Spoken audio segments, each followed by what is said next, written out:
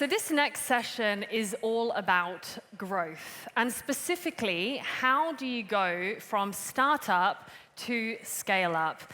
Now, our next speakers know this journey very well. First, we have Franziska, who is the Chief Revenue Officer at Bexio, and she has played a really crucial role in expanding Bexio's client base from 5,000 to over 80,000, making it one of the top business softwares for small businesses in Switzerland.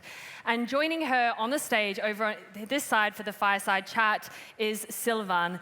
He is a 2-time exit entrepreneur, and he is also the host of the Swisspreneur podcast. Let's give them a round of applause.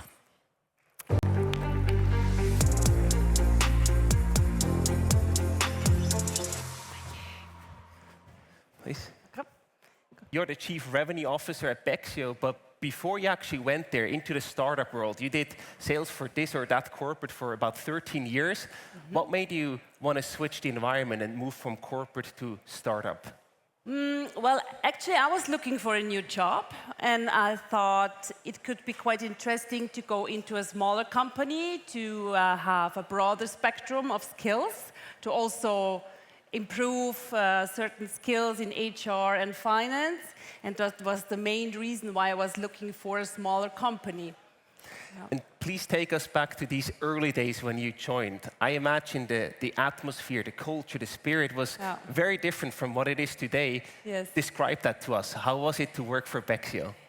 So at the beginning, when I joined, so 10 years ago almost, it was very loud. Everyone was listening to music. People were very young, so I was the oldest 10 years ago. And, but it was a great atmosphere, a great team spirit. And the people were very passionate about the vision and mission of Bexio. And that was, I had a very good impression. It was a very good time. And that was probably also a bit of a different culture that you found there compared to the corporate job. What was the most notable difference for you to the corporate world before? Yes, of course. I mean, the team was much smaller. We had broader spectrum of responsibilities. And, but what I really remember is the leadership style was very different. So the founder of Bexio, they were able to inspire investors, partners, clients, but also employees. And that was so different to what I've experienced before. So I was very fascinated, and I still are today. You're still there, and then when you joined 3 years later, Bexio was sold to Mobiliar. And in these 3 years, when you joined, there happened a tremendous amount of growth in the company. Yes. Take us back there as well. What did you do? What was it to grow from a few hundred or thousand clients to so many more and scale revenue and employees and everything? Yes, I mean, yes, we had a tremendous growth. That was really great. But we also had challenges on the way, of course. I mean, when you grow from 20 to I would say 80 people we were at that point of time when we have been sold to Mobiliar. I mean, many things happened. We had a lot of challenges on the way, but also very positive experiences. So when I started working in Bexio, the sales team was about 5 people, I would say. And when we have been sold to Mobiliar, the sales team was about almost 20 people. And out of the situation, we also built up in the customer journey more and more teams. For example, when I started, we only had the support and the sales team. And in 2018, we also built up the service team where they do implementation services and trainings for our clients. We built up cross-selling and so on and so forth. So it was really a good time, but also challenging, of course. One particular challenge is the growth of the headcount when a company grows. Yeah. You went from like around 20 people to 200 people. Today, yes. So you did a 10x in that sense. Yeah. How do you manage that as a company? Because there's so many things that change, and often also communication, the whole organizational structure breaks down. How do you manage to pull that off? As I said, we had a lot of challenges on the way. You just mentioned it, the communication, but also the collaboration within the company, the alignment. You need to make sure that everyone is on the same page. Imagine when you're 20 people, we were sitting all together in a room, so someone has an idea, hey, I have that idea, yeah, let's do it. Everyone was on the same page, and then suddenly, I wouldn't say we 200 necessarily, but when we had 50 head counts, 100 head counts, it got more and more difficult. But also to maintain the culture, that's very important. So you need people who really live up the culture, but also the leadership team. And I think my takeaway from that time is that change needs time. So you cannot just establish a new meeting to make sure that everyone is now informed. It needs a little bit more, it needs the right people, you need to test it out, you need to make sure and test, is now everyone informed, that really needs a lot of time. Yeah. And time is something that you often don't really have enough of as a startup because you want to move very fast. Yeah. I assume that the founders did a very good job to manage that transition. Yes. What did they do particularly well to make sure that everyone felt aligned and informed? Yeah, I think the communication was really straight to the point. When we've been sold to Mobiliar, I mean, they had to handle a lot of fears and doubts of the employees, and they did really a good job. So they went to everyone individually, had a chat, a conversation, and really proactively handled also doubts. And even at a later stage, I mean, they were very close to the people, and they always listened to the employees. It was never like a top-down, like, oh, you have to do this or that. Of course, sometimes you need to be clear and give advice, but it was always an atmosphere of, like, everyone is heard, everyone's opinion is important, and everyone's idea. And we had a lot of freedom to test so many things. If at this point you had an idea, just try it out. And I think this is one ingredient of success of Bexio. But at the same time, I imagine once you are at around 100 people, you stop knowing everyone by first name. That culture, to keep that up is very difficult. It's very difficult. I remember days, I was waiting for the elevator as someone was standing next to me, and I was like, oh, you're working also for Bexio. Oh, we didn't meet each other before.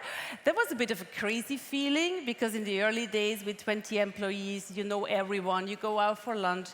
So this is very, very different to the early stages. But also here we implemented some sort of new meetings, all the new employees get together, know each other. We have some onboarding days for everyone so that you really get to know each other. And we also try to work very cross-functional with each other. So this way you make sure you also meet other people and you get a bit closer. So your operating system also changed as a company, like the meetings you have, how you communicate. Yeah. What were sort of the key ingredients of that operating system? What were the most important meetings? Did you have like all-hands meetings or one-on-ones, or how do you structure this operating system to be able to scale successfully? Yes, we have. I mean, honestly, we have a lot of meetings, but I think it's worth doing all these meetings, as I just mentioned, to get together, to align with each other. And I mean, from a leadership perspective, we have one-on-ones, but we also have, for the entire leadership team, we have an all-together once a month where we go together through all the important KPIs, where we give some information. And then the leadership team needs to make sure that the information also goes down into the teams. If it just stays in the leadership team, not everyone is informed. So it's very important also for us to also educate the leadership team, that they are also strong in communication, that it goes down. And then we have the so-called all-together once a quarter, the ad hoc. So everyone is invited. We also have a keynote from a certain department. We have a get-together with an apero. So these are the things we're doing today. Just one follow-up question there with this communication from the leadership team to their respective teams. How do you do that? Did you send out an email? Did you hold additional team meetings? Did you do a blog article? What was the communication medium in that sense? Yeah, also I mean, when we do the all together once a month with the leadership team, we give them a lot of information. And the leadership team needs to make sure that they take it into their own team meetings and that they also spread all the information. And what we also established, and I think that's pretty cool, is the so-called company cockpit. Where we show on every floor all the main KPIs. So everyone is all the time informed about all the detailed KPIs, and you can talk and ask in the team meetings, hey, what does that KPI mean, or why is it red? What could we do to improve it? And yeah, I think that's a pretty cool instrument to make everyone aware of all the KPIs and how the company is doing. It's also very transparent. I love that. Yes, it's very transparent. You can probably do a better job if you have more information in that sense. Yeah. There's another very important part when it comes to scaling up a company, and that is beyond the how you scale with more employees, also the role and the change of the role of your employees. Because from the early days, these people might not have the right skill set that you need as you scale. Yeah. How did you manage that? Did you also have to let people go, or were they mostly able to grow as you did from smaller company to big company? Yeah, I mean, I had the great chance to really grow within the company. And I was specifically looking for a more generalistic role at the beginning when I joined the company. But you're right. You're right. I mean, over time, we went away from more generalistic profiles towards more specified roles we were looking for. I'll make an example. Our support team. At the beginning, the support team did also sales. They did webinars. They created help center article, and so on and so forth. But today, years later, they really do support incoming calls and incoming tickets. So the skill set from the people and the job itself changed significantly. And some of the people we could not keep because they said, this is not what I want to do. I want to go more towards a generalistic role, while we could others develop, like me, within the company. Yeah. Yeah. And I guess that's also very normal that at the different stages of the companies, you also have to let people go or hire new people with a different skill set. Yeah, I mean, I wouldn't say let people go, but usually they feel like, okay, this is not what I want to do, and this is not the direction I want to go for myself personally. They are more like startup people, which is absolutely good and right, and it's fair to say, hey, this is not what I want to do. And then you have to hire a different people with a different skill set. Absolutely. And I wonder, since you're the Chief Revenue Officer, it was then reported that Bexio was sold for 115 million Swiss francs, which is an amazing exit for a Swiss company, a Swiss startup. What role did sales play in that regard to also be able to ask for that kind of valuation? That's a good point. I mean, I cannot talk about the numbers itself, nor I haven't been involved in the acquisition process at that point of time. But coming back to your question of sales, I would say yes, sales played a role, but not only sales. I think Bexio was able to prove that we have a product which fits the market demand, that we were able to prove that we can sell it to a high amount, we could acquire a high amount of new customers. And then in the end, also from the tech side, you have to imagine suddenly you have thousands, 10,000 of customers on the platform, on the product, and the platform needs to work in terms of availability, reliability, stability, data security. And I think that when it came to the exit, we were able to prove that this is really working all together. And yes, of course, I think sales played an important role. And especially also the growth of the sales, I assume, to make up for a great story. Yes, of course. I mean, the growth within the sales team is also amazing. I mean, from 5 to more than 30 people as of today. I mean, that's pretty cool, I think. And what then changed after the acquisition? Because that's also like the next growth level. Suddenly you belong to a big corporate in that sense. Yeah. How did your day change, your daily life in that sense, if at all? I think for the majority of the people, nothing or not much has changed. But there are certain areas such as finance, and of course in the senior management, you have other people in the board. Mobiliar was asking for other KPIs and financial reportings. These kind of things have changed. But other than that, not much has changed. We haven't been fully integrated into Mobiliar. We kept our autonomy. And I think that's also one point why we could successfully continue our growth. Just imagine if we would have been fully integrated into Mobiliar, I think we would have been so busy with ourselves, setting up all the processes. I think that would not have been good for our success story. But still, I mean, we tried from the very beginning on to use together the synergies between Mobiliar and Bexio. And we had certain projects going on and still going on where we really want to create customer value. Amazing. Before we switch to the second topic that I want to ask you a few questions about sales, if anyone from the audience has any questions, we're going to also bring up here the QR code so you can also ask some questions and we address them at the end of this session. So let's talk about sales. Yes. Probably a topic dear and close to your heart. You had a very important role to help grow Bexio. So to jump in, I just wonder, how does your sales process look like today? Today, and I have to say, it hasn't changed so much in the past years. So we That's just cool. kept going what works out best. I would say our sales process is very straightforward, very lean. Everyone is doing the same. Every sales manager knows exactly what to do and when to do.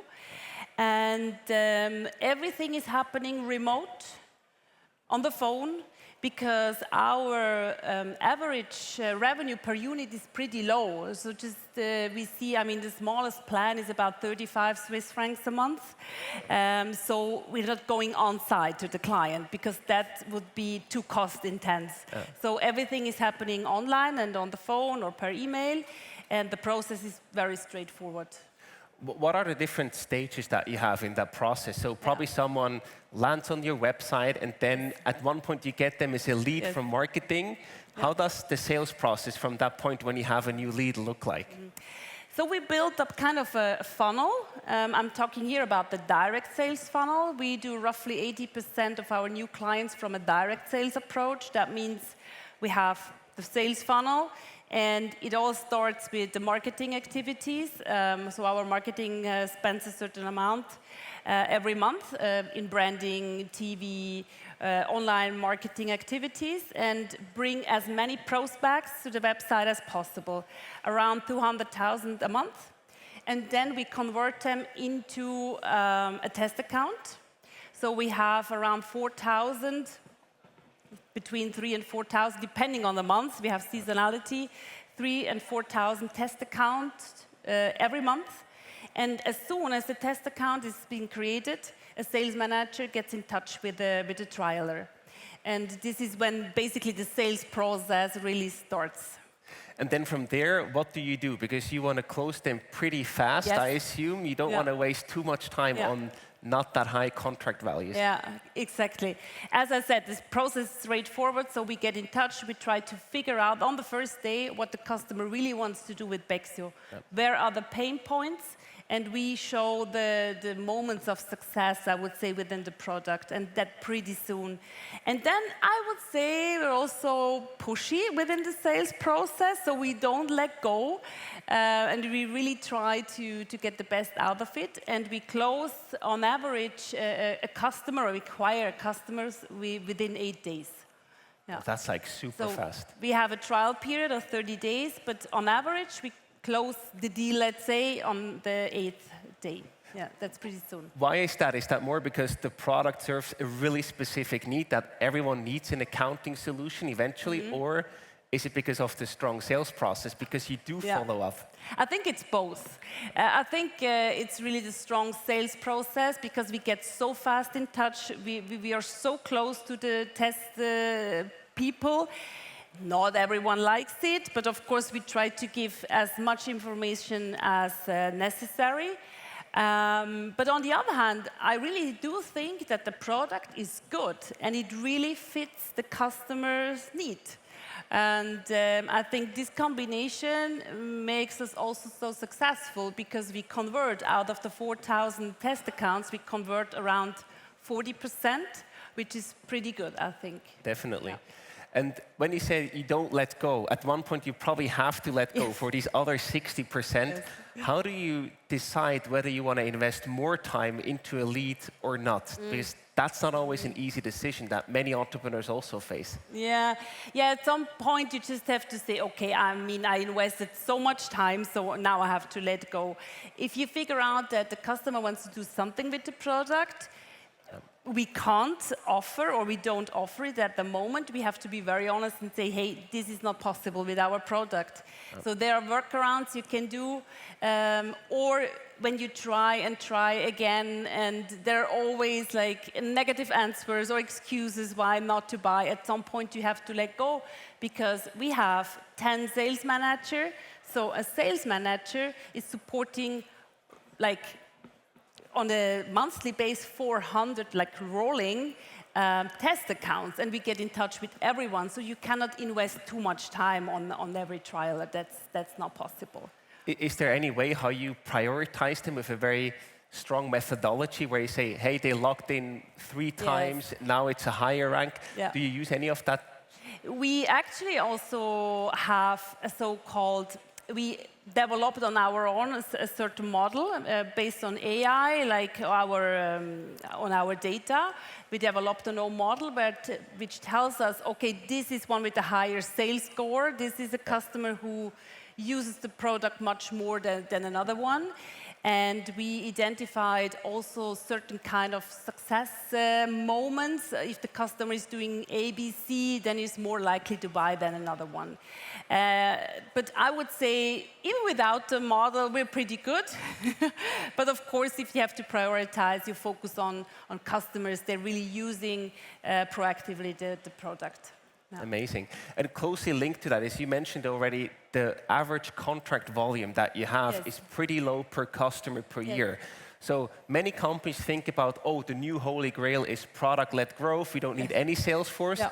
You go the other way. You have a straight sales force in place that picks up the phone and basically tries to call everyone. Yes. Why is that the right approach for you and not the product-led growth strategy? I mean, product-led growth sounds great, right? That would be ideal. The product is so good, is so easy to understand that automatically you have a high self-service. The customer goes on its own through the checkout. But in fact, our product, even if it's easy, I would say, has an easy, like it's easy to use. We're talking about payroll, accounting, banking. That's not, it's pretty complex for certain customers, and we have to explain it to the customers. Not to everyone, but if you go into the mass market, and we are in a mass market, I mean, the Swiss market has 600,000 SMEs, and therefore you have everyone in that market, and sometimes you really have to explain the complexity of accounting and payroll. And this is why we try to get in touch with everyone. And of course, if you get a direct connection to the tester, to the client, you have a personal connection, you can make the deal for sure. Definitely.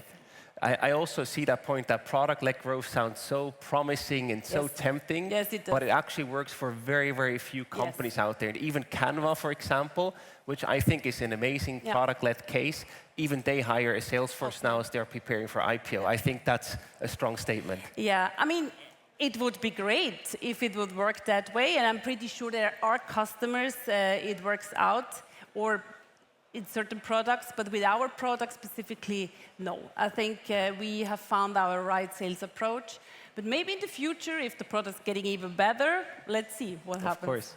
Now we also learned a bit more about your sales process and how you actually work. I'm also curious about your sales stack. What are the tools that you use along that sales process? Yes, we are actually using Salesforce as CRM. We have integrated everything, like from if the customer creates a test account on the website, automatically everything is opened within our Salesforce.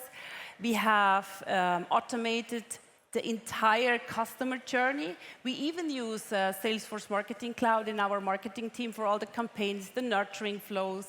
Everything is automated. This is really our core system, I would say. We have a 360-degree sight on the customer.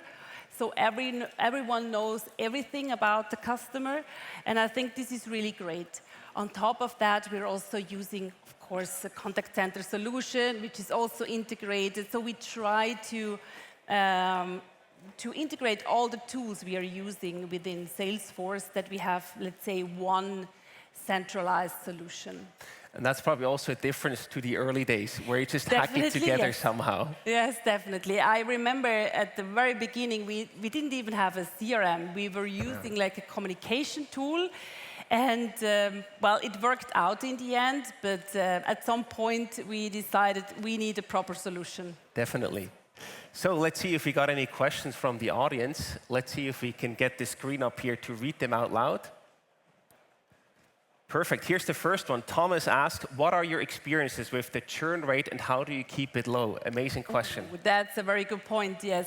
Yeah, I forgot to mention, when we close the deal so fast, it's very important to have a proper onboarding process. So you can imagine after 8 days, many of the customers, they're not properly familiar with the product, so they really have to learn how to use it. And this is where the customer success team and the onboarding processes kick in. And even at that early stage, we really try to engage with the customer to enable the customer in order to keep the churn rate low. But I'm very happy and proud. Our churn rate is around 0.9, which is amazing for this customer group, I would say. Yes. And I would also have thought, because of the lower ticket size, that this would be way higher. Well done. Well, of course, I mean, in absolute numbers, it's a high number, but looking at the churn rate, this is really amazing, I think, for this customer group. Well, the next Great job to you and your team. Yes. There's a second question. I hope I pronounce it correctly. T-Min asked, do you see growth in an area of non-financial reporting, for example, in ESG? Is there any ambition to expand outside of Switzerland? So it's like two questions in one. Any growth in non-financial areas like ESG reporting? Is there also some regulations coming? No, we haven't planned anything, so I cannot say about that. And the last one, I mean, when we started within Bexio, we also sold in Germany and Austria. But with the acquisition of Mobiliar, we focused really strong on Switzerland. But of course, at some point in the strategy, we have to rethink this decision and maybe also take into consideration to go abroad one more time. But of course, thinking of accounting and payroll, this is really special here, I would say, in Switzerland. You have other regulations in Germany and in Austria, or, I don't know, Italy. So it's not so easy, and we would have to make a lot of adjustments in the product. And that comes also with an investment in the cost. Absolutely, yes. We have another question from Julian. What are your top 2 objections during the sales process and how do you overcome them? Also interesting question. So I have to say that the thing is, during the sales process, it's very difficult to get the people on the phone, to get in touch with the people. As soon as we get in touch with the people, our conversion is really high. But it's so difficult to get in touch, and yeah, I think this is one of the obstacles on the way within the sales process. Do you then send them an email, or what do you do? Yeah, of course, we have nurturing flows, we send out emails, we also use WhatsApp for business, you know, we really try on every channel, but this is really difficult. And then, of course, what we also do is like we analyze through the funnel every step. We always know where we lose most of our trialers or why a prospect is not converting into a test account. And we always try to continuously improve also every step within the sales funnel. And of course, we're also looking at last reason and so on and so forth. And of course, sometimes we will lose to competitive solution. This is our daily life. That's life. That's business, exactly. Absolutely.